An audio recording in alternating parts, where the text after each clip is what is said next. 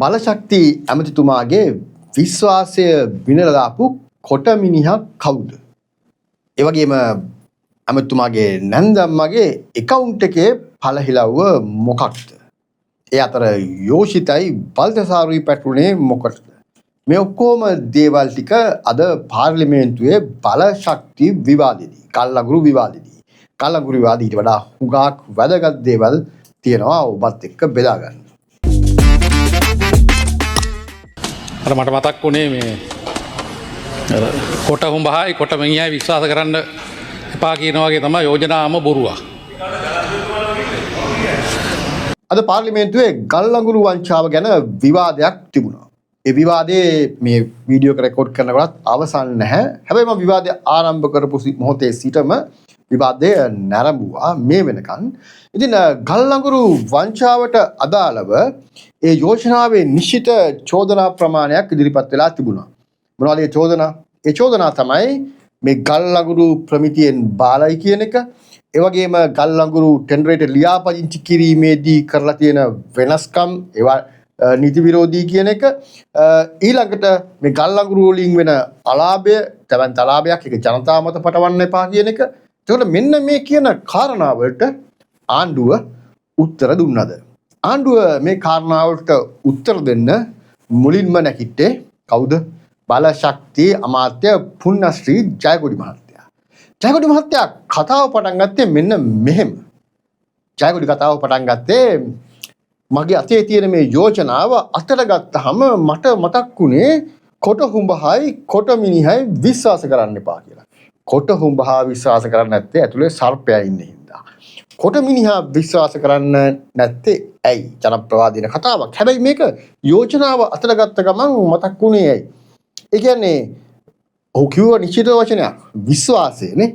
කොට මිනිහා විශ්වාස කරන්න එපා. විශ්වාසය ගැන මතක් වෙන්නේ ඇයි? විශ්වාසය ගැන මතක් වෙන්නේ කවු හරි විශ්වාසය බින්දහම. ඒ කියන්නේ පාවා දුන්නාම. එතකොට දැන් සාමාන්‍යයෙන් සමගි ජන බලවේගය කියන්නේ ජයකොඩි ඇමතුමාගේ විරුද්ධ පාර්ශවයනේ. විරුද්ධ පාර්ශවයේ විශ්වාස තියන්නේ නැහනේ. සතුරාව විශ්වාස තියන්නේ නැහනේ. විශ්වාස තියන්නේ මිතුරාව. එහෙනම් කිසියම් මිතුරෙක් මේ බලශක්ති යෝජනාව ඇතුලේ එතුමාව පාවලා දීලා තියෙන්න ඕනේ. එහෙනම් අපි දන්න නම් එතුමාගේ ඔය ආණ්ඩුවේ සමීපතම මිතුරා තමයි ජනාධිපතිතුමා. අපි දන්නේ කවුද එතුමාව පාවා දුන්නේ කියලා. හැබැයි ඒ යෝජන ඒ එතුමා ගත්ත උදාහරණේ කොට මිනිහා විශ්වාස කරන්න එපා කියන එක ඒ යෝජනාව අතර ගත්තාම මේ හැඟීමක් ආවා කියපු එකට ඕගොල්ලන්ට මොකක් හරි වෙන අදහසක් තියනවද? මට නම් අදහසක් එන්නේ යාගේ මිත්‍රෙක් යාව පාවා දීලා තියෙනවා කියන එක තමයි මේ ගල්ලඟුරු සම්බන්ධ ප්‍රශ්නේදී. ඉතින් ඒක ඇත්තටම ජනාධිපතිතුමාට නිකන් අන්වර්ථයෙන් එල්ල කරපු චෝදනාවක් වගේ එකක් නේ.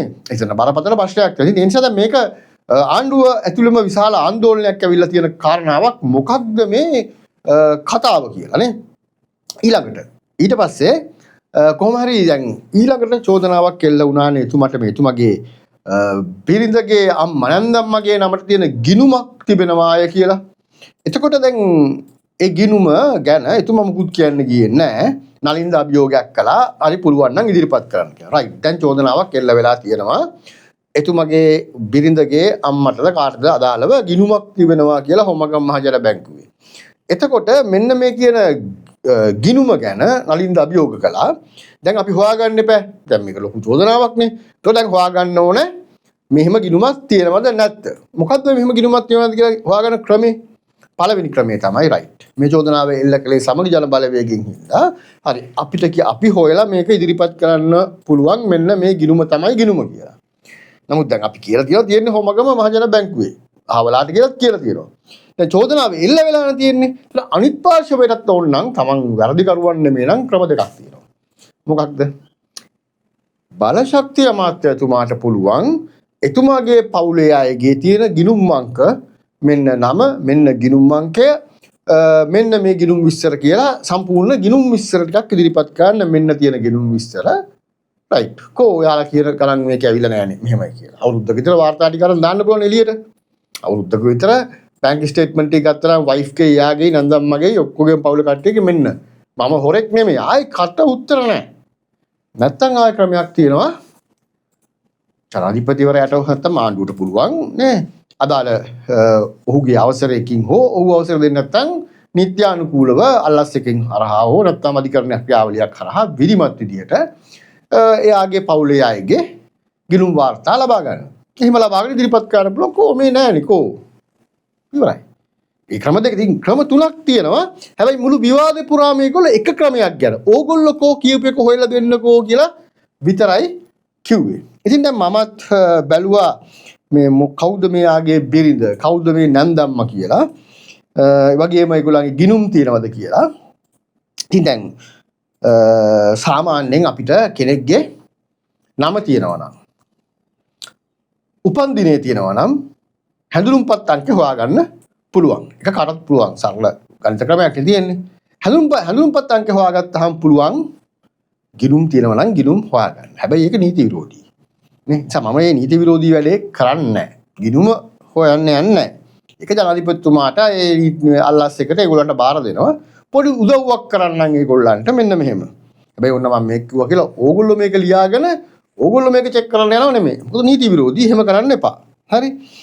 එයාගේ බිරිඳගේ නම සෞන්ද හැන්නදිගේ දේවිකා සාමන්ති. SH දේවිකා සාමන්ති. එයාගේ උපන් දිනේ 1966 11 වෙනි මාසේ 14 කියලා තමයි මම දන්නේ. 1966 11 වෙනි මාසේ 14 කියලා තමයි මම දන්නේ. ඊළඟට එයාගේ මේ මවගේ නම TH දයාවති.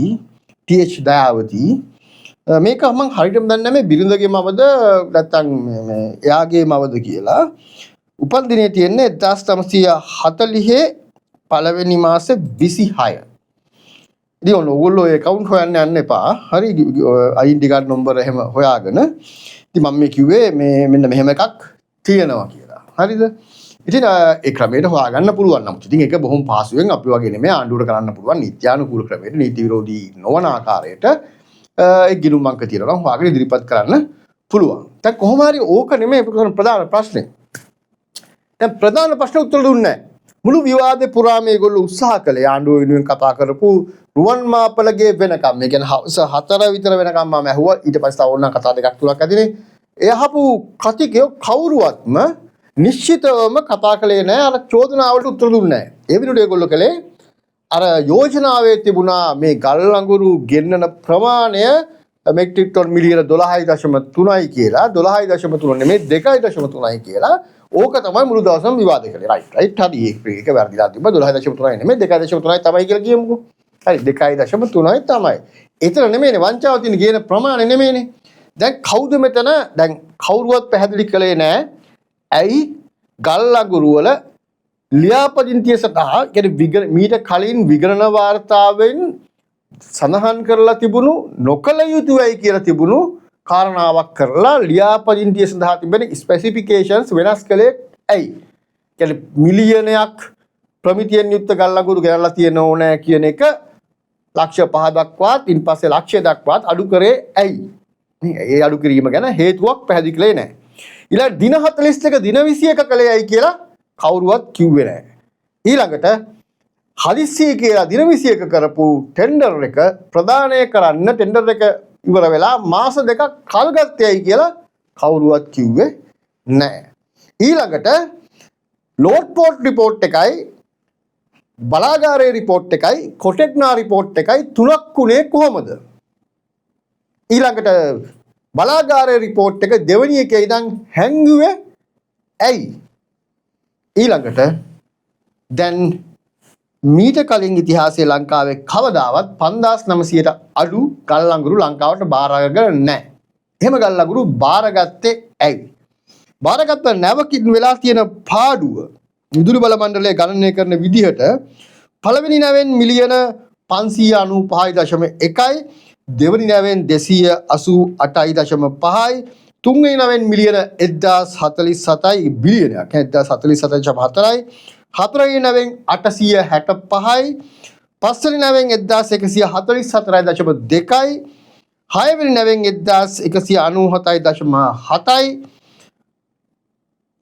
හත්වෙනි නැවෙන් 974.9යි අටවෙනි නැවෙන් 1559.3යි දැනට එකතුව මිලියන 7672.1යි 98කට බිලියන 7.5 බිලියන නෙමෙයි මිලියන 7600 ගාණක් කොටි 700 ගාණක් දැනට පාඩුව මේ විදුලි බල මණ්ඩලය ගණනය කරපු ප්‍රමාණය. එතකොට මේ බිලියන කීයද බිලියන මිලියන 7600 ගාණක් එතකොට මිලියන 800ක් තෙල් ගන්නද්දි රජයට පාඩු කළා කියලා හොරකම් කළා කියලා නෙමෙයි රජයට පාඩු කළා කියලා තමයි අර්ජුන රණතුංගට සහ ධම්මික රණතුංගට නඩු වැටිලා තියෙන්නේ කීයද මිලියන 800ක් මේ බිලියන 7640 ගාණක්. එතකොට ඒ පාඩුවට කුමාර ජයකොඩිට නඩු නොවැටෙන්න හේතුවක් තිබෙනවාද? දැන් ඊළඟ ප්‍රශ්නේ මේ විවාදේ පටන් ගන්නකොටම අද උදේ ඊයේ ලීක් වුණා ලියුම. මොකද්ද ලියුම? හිටපු ලංකා කෝල් එකේ සභාපතිවරයාගේ ඉල්ලා සීමේ ලිපිය ඒ ලිපිය ඔහු පැහැදිලිව සඳහන් කරලා තිබෙනවා කාටද කුමාර ජයකොඩි ඇමතුමාට මේ ටෙන්ඩර් ක්‍රියාවලියේ මේ ඔයාලා සකස් කරලා තියෙන විදිහට මම එකඟ නැහැ ඒ නිසා මම මේකෙන් අයින් වෙනවා කියලා ඒ ලිපියට අනුව ඔහු කියනවා මම වග කියන්නේ මේ ටෙන්ඩර් එකට කියලා. එතකොට මේ ලිපිය එළියට ආපුවාම දැන් මේ වගකීම ලංකා කෝල් එකේ සිට දැන් ඇමතුමාගේ පැත්තට තවත් වේගයෙන් තල්ලු වෙලා එනවා. ඉතින් මේක ඊටාම බරපතල වංචාවක්. එතකොට මේ බරපතල වංචාව ගැන හරියට තර්කානුකූලව ඒ කරුණු එකකටවත් උත්තර දෙන්නේ නැතුව කලින් හොරකම් කරපු අය ගැන කලින් ටෙන්ඩර් කරලා නැහැ හොරකම් කරලා අරවා මේවා එන කතා ගොඩක් කිව්වා. දැන් මං අහන්නේ මේ රටේ ජනතාවගෙන් මීට කලින් ලංකාවේ ඉතිහාසයේ වංචා වෙලා තියෙනවා කියලා විශ්වාස කරන නිසා තමයි වංචාව නවත්තන්න ආණ්ඩුවක් ගෙනාවේ. එතකොට ඒ වංචාව නවත්තන්න ගෙනාපු ආණ්ඩුව කලින් කලාටත් වඩා මහා පරිමාණයෙන් අමුවේ මෙහෙම වංචා කරනකොට කලින් කරපු ඒවා කිව්ව කියලා හරියනවද? ඒ ඇසේක කිව්වා ඔය ගල්ලගුරු කලින් ගෙනාපු කම්පැනි එක කවුද මේ එක්කෙනෙක් යෝෂිතගේ ක්ලාස්මේට් කෙනෙක් කියලා. අවුරුදු 3ක් තිස්සේ මේ විශාල බිලියන ගාණක් ගනුදෙනුවන්නේ මේක දුන්නේ කාටද? මේ සමාගම කාගේද? මේ සමාගම මම දන්න විදිහට මේ යෝෂිත රාජපක්ෂගේ ක්ලාස්මේට් කෙනෙක්ගේ සමාගම. එතකොට මම දන්න විදිහට නෑ මමනේ ඉන්නේ ගරු නජිත් මන්තුමා ඒ කලින් දීපු එක යෝෂිත රාජපක්ෂගේ නෙවෙයි රායි බල්තසාගේ මස්සිනා හරි කම්පැනි අයිතිකාරයා රායි බල්තසාගේ මස්සිනා වෙන නජිත් මන්ත්‍රීතුමා හරි කාගේද කියලා බලා ගන්න පුළුවන් මම දන්න දේ මං කිව්වේ දැන් ඔය බෙනරල ගමලා ගැන වෙන්නේ නැතිනේ කියන්නේ යෝෂිතේ ක්ලාස්මේට් කියලා. එතකොට දැන් මම හිතන්නේ ඒ වෙලාවෙම නැකිලා ඩීවී චානක කිව්වා එයා බල්තසාරගේ මස්සිනානේ කියලා. දැන් අපි දන්න විදිහට නම් මං කියන්නේ මේ ක්ලාස්මේට් මගේ ක්ලාස්මේට්ට වගේ වඩා මගේ මස්සිනානේ මස්සිනා කිව්වහම ඊට වඩා සමීපයි නේද? ඒ සම්බන්ධකමනේ. ඉතින් ඒ නිසා මං කියන්නේ ඔය එක සම්බන්ධකම් අනම්මනම් ඒ කෙහෙල් මලවන්නේ නෙමෙයි. පරණ කතා වලට අදාළව අපි කියන්නේ ඒක යෝෂිතද මහින්දද අපිට අදාළ නැහැ. තියෙනවා නම් ගල්ලඟුරු වංචාවකට ඒගොල්ලෝ සම්බන්ධ නම් මම කියන්නේ අවුරුද්දක් දැන් ඕගොල්ලෝ හිටියා. දැන් මේ ටෙන්ඩර් එක කරන්න ඔය ඩොකියුමන්ට් ඔක්කොම ඕගොල්ලෝ පෙරලා බැලුවානේ. ගිහිල්ලා ඒ ගල්ලඟුරු ගෙනාපු රුසියානු සමාගම පිටන් හම්බ වුණානේ. නේද? අමරතුමාක කෝල් එකක්වත් දැම්මේ නැහැ කියලා මම රුසියාවට ගිහලා සමාගම සුවෙක් එක හම්බ වුණා. හරි? එතකොට දැන් ඒ ඔක්කොම දන්නවනේ. දාන්න තිබ්බා නඩු දාන්න තිබ්බා ඔක්කොම කරන්න තිබ්බා. ඒ ඔක්කොම අතීත කතා. ඒවා ඕගොල්ලන්ගේ ආණ්ඩුව ආවේ හොරුවලන්න කරගන්න. අපි අහන්නේ ඕගොල්ලන්ගෙන් ඔයාලා හොරකම් කළාද නැද්ද? අපි කියනවා ඔයාලා හොරකම් කළා කියලා. ඒක තාම පැහැදිලිනේ. අපි නෙමෙයි විදුලි බල මණ්ඩලය ඉදිරිපත් කරන්නේ. දැනට මේ නැව් 8න් විතරක් නැව් 28ක් එන්න තියෙනවා 8න් විතරක් මිලියන 7600 ගානක පාඩුවක් රට වෙලා තියෙනවා කියලා. ඉතින් ඒ පාඩුව අය කරගන්නේ කාගෙන්ද? අපි මේක කතා කරේ නැත්තම් මේකට සටන් කළේ නැත්තම් අපි මේ පාඩුව විදුලි බිලට එකතු කරලා ඕගොල්ලන්ගෙන් අය කරගන්නවා. දැනට මේ යෝජනාව සකස් කරලා තියෙන්නේ. ඉතින් අපි තීරණය කරන්න ඕනේ මේක විදුලි බිලට එකතු කරලා මේ විදුලි බිලට එකතු කරලා අපි කුමාර ජයකොඩිගේ මේ වංචාව වෙනුවෙන් අපි ගෙවනවද? ඊට මේ මාලිමාවේ කට්ටියට ක්‍රිප්ටෝ ගන්න, මේගොල්ලන්ට FD දා ගන්න, මේ ඒගොල්ලන්ට ඒ ගේම් ගහ ගන්න අපි විදුලි බිලෙන් මේක ගෙවනවද?